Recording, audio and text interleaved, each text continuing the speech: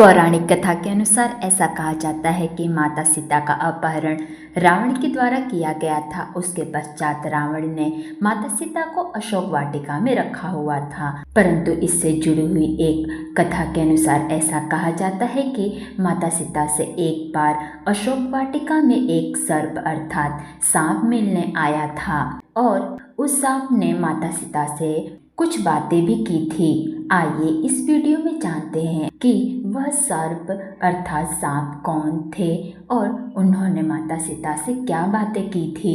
कहा जाता है कि माता सीता को रावण ने अशोक वाटिका में रखा हुआ था, परंतु माता सीता बहुत ही ज़्यादा दुखी हो गई थी और उन्होंने अन्न और जल का त्याग कर दिया था, जिसके कारण सारे देवतागण बहुत ही ज़्यादा चिंतित हो गए थे और उन्हें लगने लगा कि यदि माता सीता अन्न और जल ग्रहण नहीं करेंगी तो वह किस प्रकार से अपना जीवन व्यतीत कर पाएंगी। इसीलिए एक बार ब्रह्मा जी इंद्रदेव के पास गए और उन्हें कहने लगे कि हे इंद्रदेव, आप यह चमत्कारी खीर लीजिए और यह देवी सीता को दे दीजिएगा। यदि देवी सीता यह चमत्कारी खीर खा लेती हैं तो उन्हें कई हजारों वर्षों तक भूख नहीं लगेगी। और ब्रह्मा जी के कहे अनुसार इंद्रदेव माता सीता को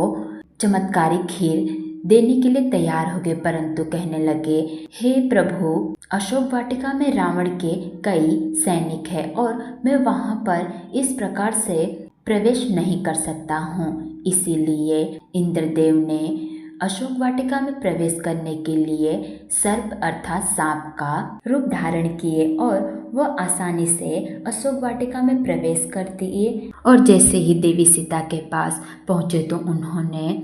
वापस से इंद्रदेव का स्वरूप धारण कर लिया और कहने लगे कि देवी सीता मैं देवराज इंद्र हूँ। और उन्होंने